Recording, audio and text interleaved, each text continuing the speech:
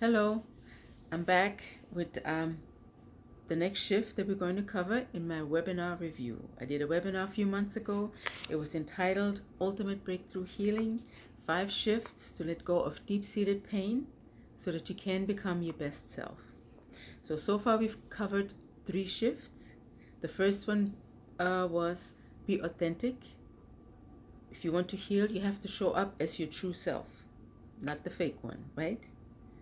The second shift was become aware of yourself, become aware of your thinking, become aware of your emotion, know your triggers, really truly become aware of yourself. Okay? The third shift was the secret weapon. Be willing to feel.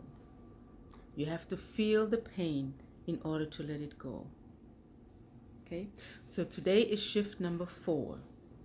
And it's a hard one for a lot of people. It's accept and forgive. Forgiving is a hard thing to do. It says to forgive means something has to die. Of course, not in a literal sense, but in your mental, your thinking, in your emotional things, your heart, something has to die. Psychologically, it has to go away, right? It says you can accept that process of forgiving, but it hurts a lot of times, right? Well, almost every time, because you have to forgive someone who hurt you really, really badly, right? And it says you have a choice. You can forgive or you can decide not to forgive. But if you don't forgive, you're not letting go of the pain. It's going to still always be there. You're not letting it go. Now, forgiving does not mean forgetting. No, not at all. You don't pardon whatever it is that happened to you. No. Okay? Whatever action that was, you don't forget it or pardon it, but you're forgiving it. There's a difference. And it says it doesn't mean that you have to tell the other person. So when you get ready to forgive someone, you've gone and you meditated and you whatever you had to do to get into that space, that emotional space where you know that you're going to forgive. You don't have to tell anyone. It's for you to know. That other person never has to know. No. You don't ever have to speak to that person again if you don't want to.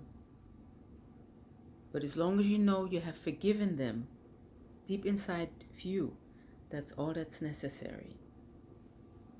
And it says it takes courage to forgive. To truly forgive takes courage. Because it's not an easy thing, right? A lot of people are walking around that have never forgiven, and they won't forgive. But they're miserable until they die, right? And they're always connected to that hurt and to that other person because they won't forgive. Okay? When you forgive, you cut an emotional tie. Like I said, they're always connected, but once you forgive, you break that connection. And that is the freeing. That sets you free. Once you cut that tie, once you forgive. Now, if you decide to forgive, it's for you. It's not for the other person. It's not for anyone else. It's for you.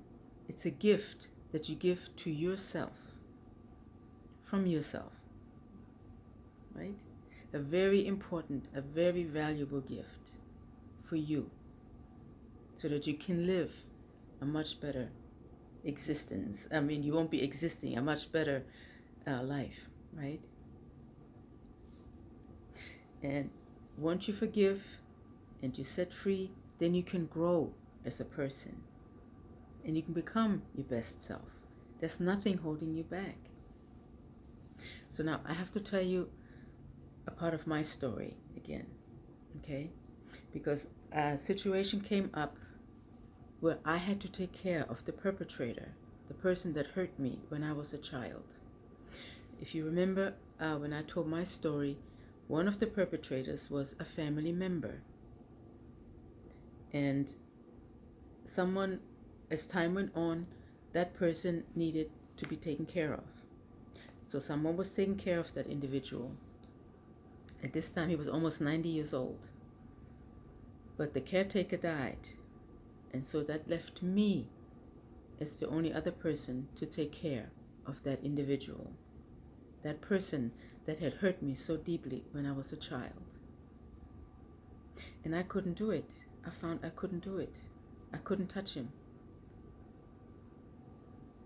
So that helped me realize something, that I had not forgiven completely. I thought I had, but obviously I hadn't. And so I had this friend of mine who helped me appreciate that I needed to go deeper inside to really, really, truly forgive.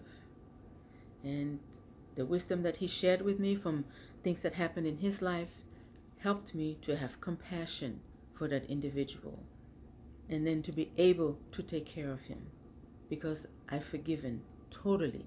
I thought I had, but it was more or less a surface forgiving, but it didn't go deep enough.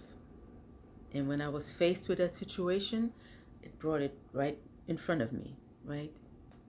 Yeah. So, but I was able to then forgive completely. And I was able to take care of that individual for about 7 months until he passed away. Like I said, he was almost 90 years old at this time. So it was a hard thing to do, yeah, but a necessary thing. Okay, and it may be that way for you too. Perhaps you've already done it. I'm not sure. I don't know. Perhaps you said you would never do it. Perhaps you may have in some way forgiven the individual, but you've not forgiven yourself. So we have to forgive ourselves as well, right? Because sometimes we're too hard on ourselves. So I hope you do understand how necessary forgiveness is. Not forgetting, but forgiving. So give that gift to yourself and forgive the individual and also yourself. Okay? And then you definitely are free, because there's no more connection. When I finally did forgive, there was no more connection. It was a different feeling that I had, which I thought I had, but I hadn't really. Okay? So there's a lot to learn. I understand. But we can do it. You can do it. And if you need help, I'm available. Okay? So take that into consideration. The fourth shift, to accept the fact that you need to forgive and then go through the process. Like I said, it's not easy. It takes courage, and it may take you a few, maybe a few days, a few weeks to realize and to get into that space emotionally that you're ready now to forgive. Okay?